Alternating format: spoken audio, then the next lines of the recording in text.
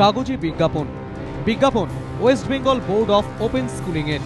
বিজ্ঞাপনে দাবি করা হয়েছে এই বোর্ড রাজ্য সরকার অনুমোদিত। এখান থেকে মাধ্যমিক ও উচ্চ মাধ্যমিক পরীক্ষা দেওয়া যায় এবং সেই পরীক্ষার মার্কশিট সরকারি চাকরির ক্ষেত্রে গ্রহণযোগ্য। বিজ্ঞাপনে দাবি এই বোর্ডের সার্টিফিকেট দেখিয়ে এমপ্লয়মেন্ট এক্সচেঞ্জেও নাম তোলা যাবে।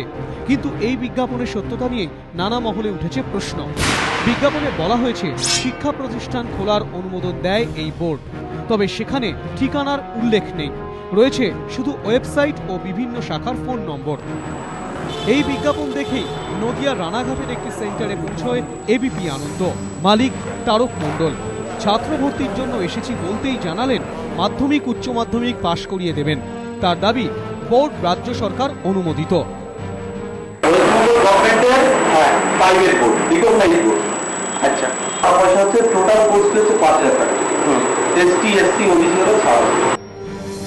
একই ছবি বসিরহাটের শাখাতেও। এক ধাপ এগিয়ে সেন্টার মালিকের দাবি বোর্ডের অনুমোদনের বিষয় তার নাকি খোদ শিক্ষামন্ত্রীর সঙ্গে কথা হয়েছে। আমাদের স্বয়ং গত বছর তারিখে যখন আমরা রেজিস্টার করতে যাই লিঙ্ক সেন্টার থেকে, তখন ওনারা বলেছিলেন যে রেগুলার ভর্তি হতে হবে সেই স্টুডেন্টই যে স্কুলে যদি এন্ট্রান্স নিয়ে অ্যাডমিশন নেয়। West Bengal board of open schooling এর সদর দপ্তর কলকাতা হলেও এখনো সেখানে কাজ শুরু হয়নি। কাজ হয় সোনারপুর থেকে। সোনারপুর সদর দপ্তরের এক কর্মী জানালেন স্কুল খুলতে 25,000 টাকা লাগবে। তারপরে এটা পাস করার পর, ধরুন মাধ্যমিক পাস করার পর এটা কি চাকরির ক্ষেত্রে অ্যাপ্লাই করা যাবে? কিন্তু সব জায়গায় অ্যাপ্লাই করতে হবে 110%। কোন আইটিআই কেউ পরীক্ষা দেবে, তাহলে এই মাধ্যমিক পাস করলে এখান থেকে হবে? ধরুন যে অনেক জায়গায় মাধ্যমিক পাস লাগে সরকারি চাকরি, সেগুলো ফর্ম ফিল আপ করতে পারবে সব তাহলে 25 চাই। আচ্ছা, ওটা কি রিফান্ডেবল? যখন আমরা জব রিফান্ডেবল। আচ্ছা, এই দুই সেন্টারে কথা বলে জানা গেল আরও একটি বোর্ডের কথা। Board of secondary and higher secondary open education West Bengal, সদর দপ্তর মালদা। এই বোর্ডের একটি ব্যাচ ইতিমধ্যে পাশও করে গিয়েছে বলে দাবি কর্তাদের।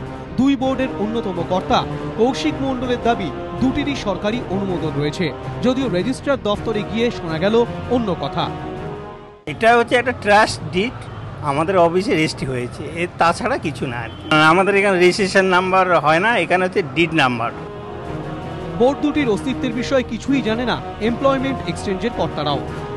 আমাদের কাছে এই ধরনের বোর্ড সম্বন্ধে কোনো তথ্য নেই। প্রাথমিকভাবে সরকারের কাছে খবর দুটি বোর্ডই ভুয়ো। শিক্ষামন্ত্রী বোর্ড দুটির বৈধতা যাচাই করতে তদন্তের নির্দেশ দিয়েছেন। তিনি জানিয়েছেন তদন্তের নির্দেশ দিয়েছি, সোমবার রিপোর্ট জমা পড়বে। রিপোর্ট অনুযায়ী প্রয়োজনীয় ব্যবস্থা নেওয়া হবে। কোনো বোর্ড চালু করতে হলে বিধানসভায় আইন পাশ করিয়ে বিজ্ঞপ্তি জারি করতে হয়।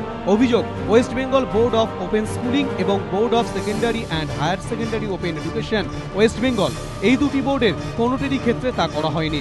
রাজ্য জুড়ে ছড়িয়ে পড়া এই দুটি বোর্ডের বৈধতা নিয়েই উঠছে হাজারো প্রশ্ন। প্রশ্নের মুখে পড়ুয়াদের ভবিষ্যৎ। সুদীপ্ত আচার্য, এবিপি আনন্দ।